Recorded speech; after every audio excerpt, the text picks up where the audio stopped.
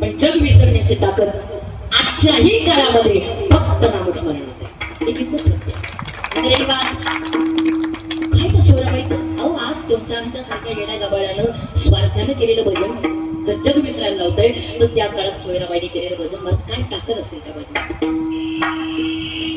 एवढ्या अंतःकरणातून केलेल्या भजनाचा परिणाम पंढरपुरातला तो बाबा हडबडला गडबडला आणि जसा गडबडला देवाचा प्रकाश असा उघडला. जसं तिनं ते डोळे बंद केले आणि हळवारपणे ते डोळे उघडले. माहिती तुम्हाला समोरचं जे स्वरूप होतं राजा सुकुमार मदनाचा पुतळा, राजा सुकुमार मदनाचा पुतळा, रवी शशिगणा लोपनिया, रवी शशिगणा लोपनिया, कस्तुरी मळवट चंदनाची बोटी, कस्तुरी मळवट चंदनाची बोटी. ते म्हणताय लाबोनी बुटणी त्या सर्वांना श्रमतीचा गेला सर्वांगाचा, 12वे दिवशी बाळते पाळणा घालीत सेराला, वैकुंठीचा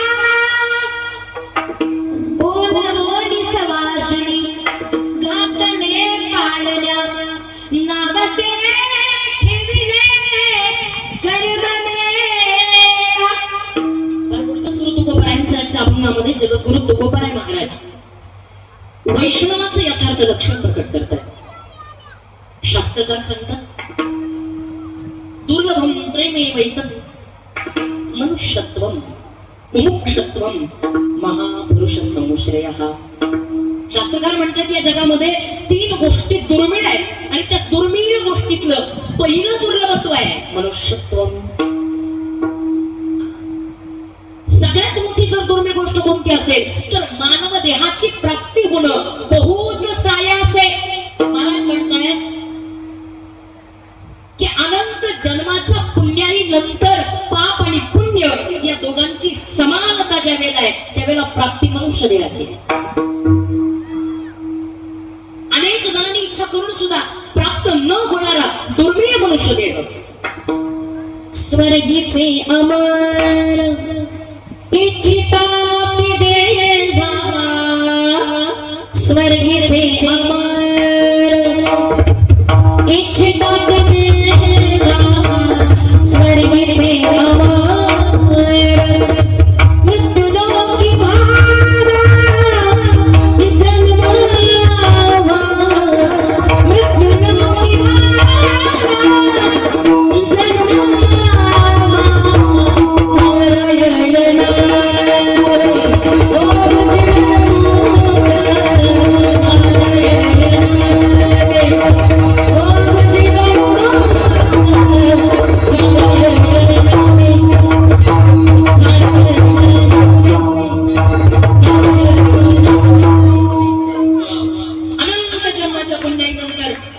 स्वर्गीच्या देवतांनी सुद्धा इच्छा केल्यानंतर न मिळणारा हा दुर्लभ नरदेह महाराज म्हणतात आपल्याला प्राप्त झाला. पावलो हा देह अतिशय समर्पक प्रमाण महाराज यशोधर काग टाळीने आहे न घडव पाव कळू आले. अगदी अचानकपणे एखाद्या आंधळ्याच्या कावळी आणि त्या टाळीमध्ये तो कावळा सापडावा.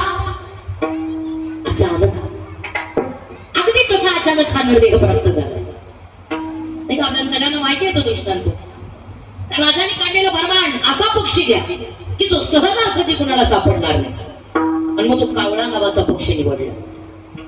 तोंडी पिटली अख्ख्या नगरामध्ये ती तोंडी गेली. कुणीतरी कावळा द्या, कावळा नावाचा पक्षी देणाऱ्याला 10,000 इनाम. सगळीकडे तोंडी पिटून झाली. लोकांनी ऐकायचं सोडून द्यायचं, ऐकायचं सोडून द्यायचं. का कावळा ही जात अशी आहे. दादा मंडळचा आवाज. कावळा ही जात अशी आहे ती भल्याने कुणाच्या हाताला येतच नाही. इतका चतुर आहे. म्हणतात मला काही माहित नाही आणि मी कधी पाहिले नाही. म्हणतात त्याला डोळे 2 आहेत पण बुबुळ मात्र दादा एकच आहे. बुबुळ एकच आहे. म्हणजे 2 डोळ्यांना एकाच बुबुळातून पाहायचं असं वैशिष्ट्य ज्याचं आहे. आणि त्या कावळ्याची एक उपजात आहे. तुम्हाला माहिती आहे का? नाही फार हुशार होते. कावळ्याची उपजात आहे. ती उपजात अशी आहे, त्या उपजातीचं वैशिष्ट्य असं आहे, जिथं जखम आहे ना तिथं टोच मारायची. त्या जातीचं नाव आहे डोम कावळा. हा दादा काहीतरी वायर मध्ये फॉल्ट होतोय बघा. मॉनिटरला ना आवाज कमी जातोय आणि कधीतरी वाढतोय. काय होतंय ते तुम्ही बघा आता. ती जात आहे वैशिष्ट्यपूर्ण डोम कावळा. अरे भण्याने लोक म्हणले एवढी चतुर जात कशाच्या हाताला यायची, सोडून द्या विषय. नेमकी एका आंधळ्याने ती दौंडी जाता जाता नदीच्या स्नानाला ऐकली. स्नानाकरता गेला, नदीमध्ये डुबकी मारली आणि सूर्यनारायणला आरोग्य देण्याकरता हात वर केले.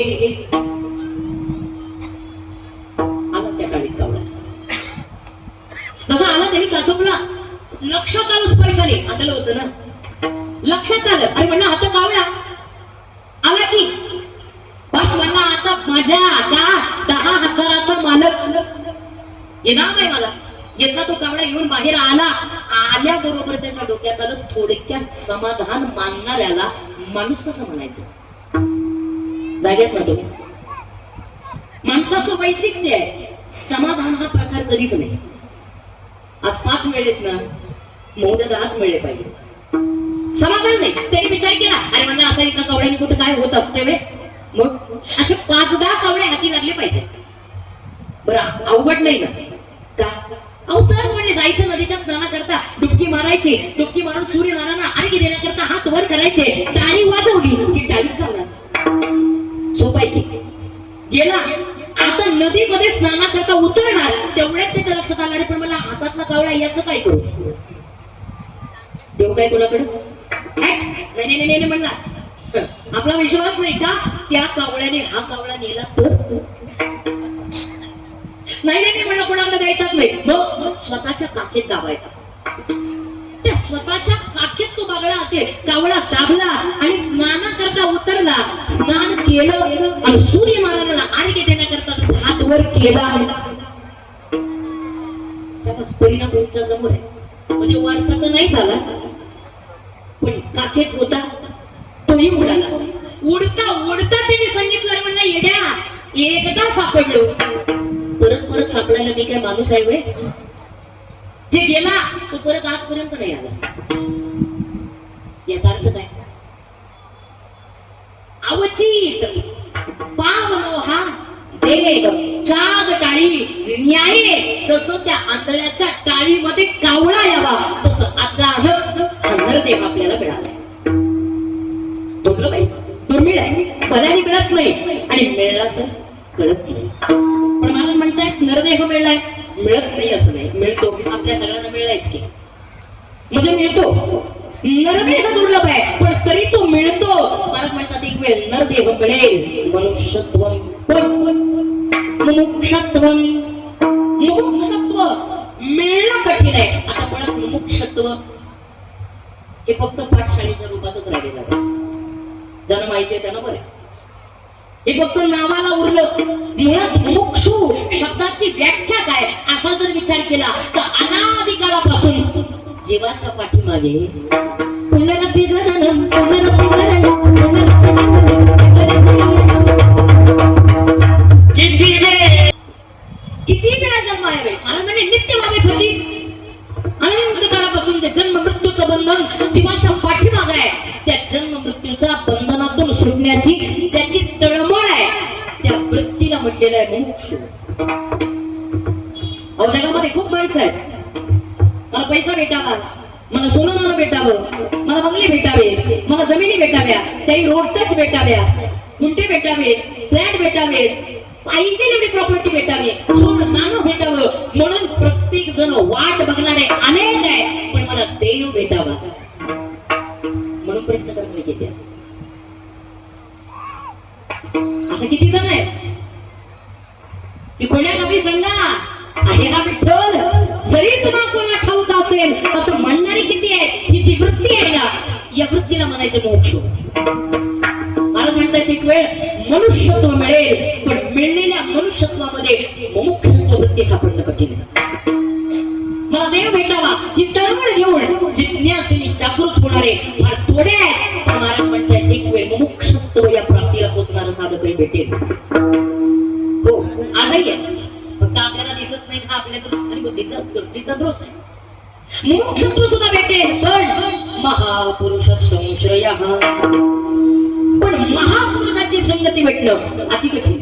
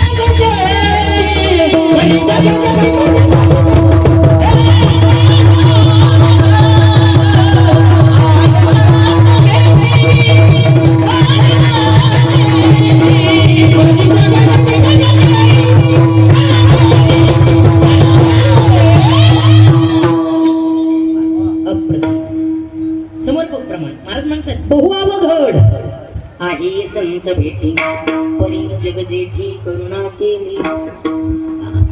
आताच या कार्यक्रम करता माझ्या भगिनी आणि माझ्या अतिशय लाडकी जिवलग सखी आणि आपल्या भागाचं चाकणचं भूषण श्री हरिभक्ती परायण ज्योतिताईजी वामनराव गरुड यांचं नुकतंच आगमन. आम्ही त्यांच्याकडेच गेलो होतो, त्याच्यामुळे ज्योतिताई आल्या खूप आनंद वाटतो. भाऊजी आले त्यांना धन्यवाद देते. मला म्हणता येतं सगळं मिळेल, पण महापुरुष संश्रय हा सत्पुरुषाची भेटी होणं कठीण आहे.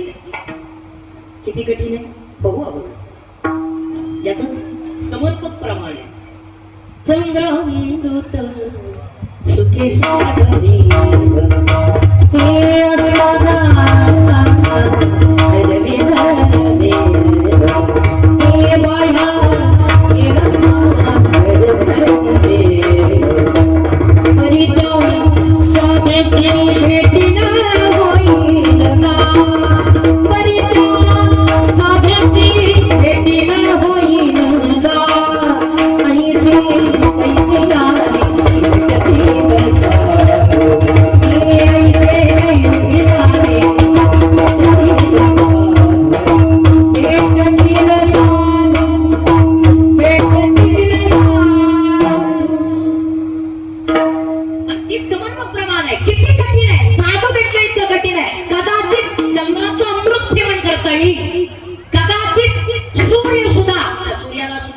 थांबवता येईल, कदाचित समुद्र सुद्धा काढता येईल.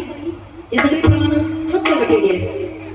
चकोर नावाच्या पक्षाने चंद्रामृत सेवन करू शकतो.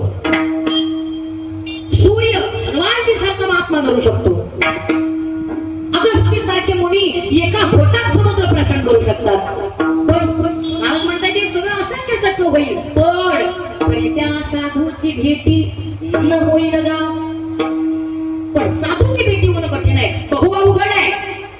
मग होतच नाही का, नाच सोडून द्यायचा काय? नाही, मग तुम्ही हरताय. हरला तो संपला, नाच नाही सोडायचा. मग जर भेटलेच नसते तर महाराजांनी आणखीन एक गोष्टी दिली. कोणती माहितीये? काळजी पर्व काय का? धन्य आनंदाची सापडली वेळ, तेने संत सज्जन भेटले कृपाळ, जेने भेडियेला बुद्धीचा वमळ, दृष्टी दावियेला यशोदेचा बाळावा.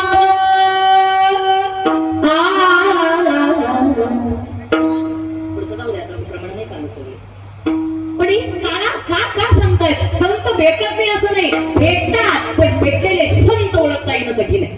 अहो म्हणजे निदान सांगा तरी त्यांना भेटण्याचं काहीतरी गुण असेल, काहीतरी गाठ असेल. संत कठीण आहे मान्य आहे, त्यांची भेट होणं अति कठीण आहे मान्य आहे. पण त्या संतांना भेटण्याकरता काही खुणा आहेत, त्यांना ओळखण्याकरता काही खुणा आहेत. त्या खुणा तरी ऐसी वर्मे मत दावे नारायण.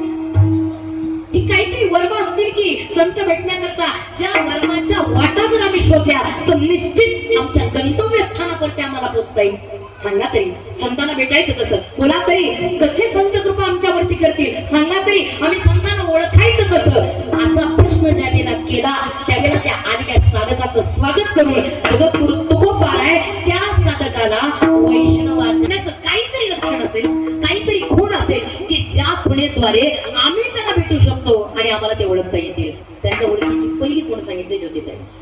अवधी देवा वरी माया. ते म्हणजे मग हे वैष्णवाचं खरं लक्षण आहे. वैष्णव तोच या अवधी देवा वरी माया.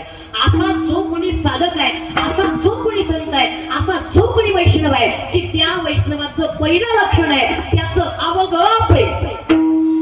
इथे माया शब्द प्रेमवाचक आहे. माया शब्द प्रेमवाचक. माया म्हणजे तुमच्या चाकण मधली मेदनकरवाडीतली नाही बाप्पासाहेब, इथली नाही माया. मग जी नाही ते दाखवते आणि आहे ते लपवते तिचं नाव आहे माया. जी खरं कधी दाखवतच नाही त्या मायेचं स्वरूप सांगितलंय ते म्हणजे जेव्हा कुठेच नव्हते काही, जेव्हा कुठेच नव्हते काही, जेव्हा सूर्य तारा नाही, जेव्हा सूर्य तारा नाही, अवघे सूर्याचे होते काही, अवघे सूर्याचे होते काही, कानामध्ये रेते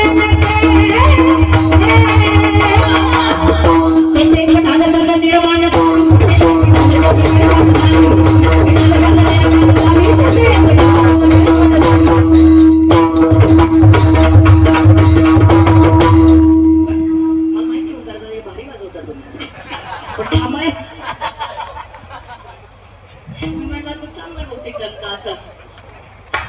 महाराज म्हणते ही जी माया आहे ना, जेव्हा कुठेच नव्हते काही, चंद्र सूर्य तारा नाही, जेव्हा हे सगळं जगत शून्य होतं त्यावेळेला ती एकमेव होती जिचं नाव आहे माया.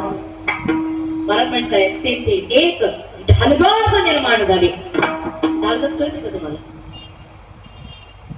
आई ढालगज कळते का तुम्हाला? झोपल्या नाही जागे असाल तर ढालगज. अहो हा जुना मराठी भाषेतला एक असा शब्द आहे, तो शब्द नाही म्हणायचा त्याला, त्याला म्हणायची शिवी. ही शिवी आहे जी शिवी पूर्वीच्या काळात स्त्रिया एकमेकीला भांडणात द्यायच्या. तुम्ही मोठ्या डाल गजागे गोकुळचा लारी, म्हणजे ढालगज हा जो शब्द आहे हा शिवी स्वरूप आहे. हा जी ढालगज आहे. आता याचा अर्थ काय? मी अर्थ तुम्हाला सांगते म्हणजे तुम्ही उद्या कुणाला म्हणायला मोकळे.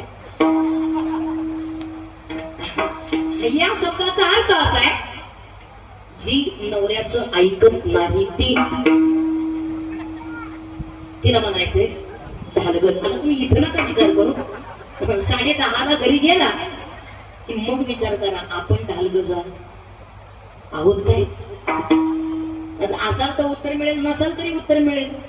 याचा अर्थ काय? ही जी माया आहे महाराज म्हणतात ती खरी ढालगज आहे. त्या जिनं हे विश्व व्यापलं निर्माण केलं, पण तिच्याशिवाय त्या ढालगज. पण तिचं विशेष असं आहे ताई दादा, तिचं विशेष असं आहे ती ती नवऱ्याचं काहीच ऐकत नाही, पण तिचा नवरा तिच्याशिवाय काहीच करत नाही.